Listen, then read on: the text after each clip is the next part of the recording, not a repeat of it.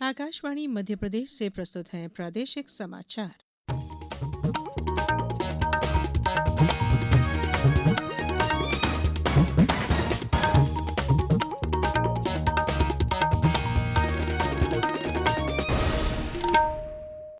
नमस्कार। समाचारों के साथ मैं धारणा सचदेव। राष्ट्रपति द्रौपदी मुर्मू आज मणिपुर के 2 दिवसीय दौरे पर इम्फाल पहुंच रही हैं। इस दौरान वे राज्य में आयोजित होने वाले कई औपचारिक और विकासात्मक कार्यक्रमों में भाग लेंगी। पेश है एक रिपोर्ट।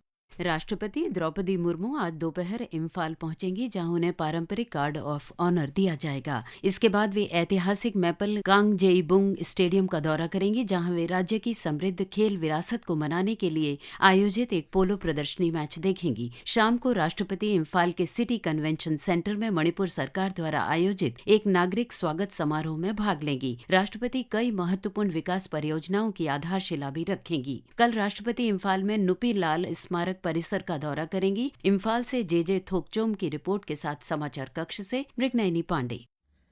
भारत के पूर्व राष्ट्रपति प्रणब मुखर्जी की जयंती पर आज राष्ट्रपति द्रौपदी मुर्मू और प्रधानमंत्री नरेंद्र मोदी ने उन्हें श्रद्धांजलि अर्पित की।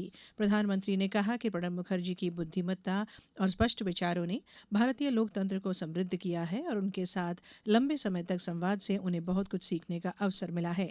प्रदेश के मुख्यमंत्री मोहन यादव ने भी पूर्व राष्ट्रपति और भारत रत्न प्रणब मुखर्जी को जयंती पर नमन किया। उन्होंने कहा कि देश के विकास और आर्थिक सुधारों में प्रणब मुखर्जी का योगदान सदैव याद किया जाएगा। लोकसभा में प्रश्नकाल के दौरान पूरक प्रश्नों का उत्तर देते हुए केंद्रीय सड़क परिवहन और राजमार्ग मंत्री नितिन गडकरी ने कहा कि पेट्रोल में 20% एथेनॉल ब्लेंडिंग से देश के कार्बन डाइऑक्साइड उत्सर्जन में 736 लाख मीट्रिक टन की कमी आई है। उन्होंने बताया कि एथेनॉल एक हरित ईंधन है जो प्रदूषण कम करने में मदद करता है और किसानों की आय बढ़ाने में भी सहायक है। इथेनॉल हमारे सरकार की प्राथमिकता है और प्रधानमंत्री जी के नेतृत्व में जो आत्मनिर्भर भारत का उद्दिष्ट रखा गया है उसमें हमारा फॉसिल फ्यूल का इंपोर्ट 22 लाख करोड़ रुपए का है। इथेनॉल एक ग्रीन फ्यूल है और उससे प्रदूषण कम होता है और इसलिए अभी तक जो इथेनॉल हमने यूज किया है उसके कारण विशेष रूप से कार्बन इमिशन रिडक्शन में 736 lakh metric tonne equivalent to 30 crore tree लगाएंगे, इतना हमने उसमें प्रदूषण कम हुआ है। नीति आयोग एक प्रमुख दैनिक उपभोग सामग्री एफएमसीजी कंपनी के साथ राष्ट्रव्यापी स्टार्टअप कार्यक्रम शुरू करेगा। इसका उद्देश्य देश को चक्रवर्ती अर्थव्यवस्था की दिशा में आगे बढ़ाना है। नीति आयोग ने बताया कि इस पहल के अंतर्गत अगले 3 वर्षों में चक्रवर्ती अर्थव्यवस्था को सुदृढ़ करने वाले 50 उच्च क्षमता के स्टार्टअप की पहचान की जाएगी और उन्हें समर्थन दिया जाएगा। कार्यक्रम में प्लास्टिक के पुनर्चक्रण, दोबारा इस्तेमाल और पैकेजिंग सामग्री के नवाचार समाधान निकालने वाले स्टार्टअप को प्राथमिकता दी जाएगी।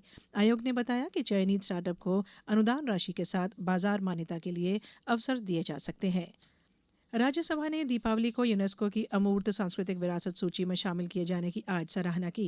राज्यसभा के सभापति सीपी राधाकृष्णन ने कहा कि यह देश के लिए अत्यंत गर्व की बात है। उन्होंने कहा कि दीपावली केवल एक त्योहार नहीं बल्कि अंधकार पर प्रकाश और अज्ञान पर ज्ञान की विजय का प्रतीक है।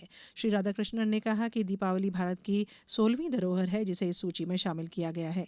उन्होंने आशा व्यक्त की कि ये उपलब्धि देश की समृद्ध विरासत और परंपराओं को संरक्षित और बढ़ावा देने और इसे मनाने के लिए लोगों को प्रेरित करेगी। बात मौसम की। प्रदेश में सर्दी का प्रकोप तेज हो गया है। शहडोल के कल्याणपुर में न्यूनतम तापमान 3 डिग्री दर्ज किया गया। इंदौर और भोपाल सहित कई जिलों में तापमान 10 डिग्री से नीचे दर्ज किया गया। मौसम विभाग ने आज भोपाल, इंदौर, राजगढ़, शाजापुर और सीहोर में शीतलहर का अलर्ट जारी किया है। विभाग के अनुसार हिमालयी क्षेत्रों में सक्रिय पश्चिमी विक्षोभ और ऊपरी वायुमंडल में तेज जेट स्ट्रीम हवाएं इस ठंड का मुख्य कारण है। अब कुछ समाचार संक्षेप में। राष्ट्रीय एड्स नियंत्रण कार्यक्रम के तहत नर्मदापुरम जिले के ग्राम मेहरा गांव में एकीकृत स्वास्थ्य शिविर आयोजित किया गया। शिविर में अब तक कुल 124 ग्रामीणजनों ने एचआईवी एड्स सहित विभिन्न स्वास्थ्य जांचें करवाई। अंतर्राष्ट्रीय मानवाधिकार दिवस के अवसर पर कल आगरमालवा जिला न्यायालय परिसर में आयोजित किए गए विधिक जागरूकता शिविर में बंदियों के मानवाधिकार और मानवाधिकार हनन होने पर मानवाधिकार आयोग की भूमिका विषय पर विस्तार से जानकारी दी गई।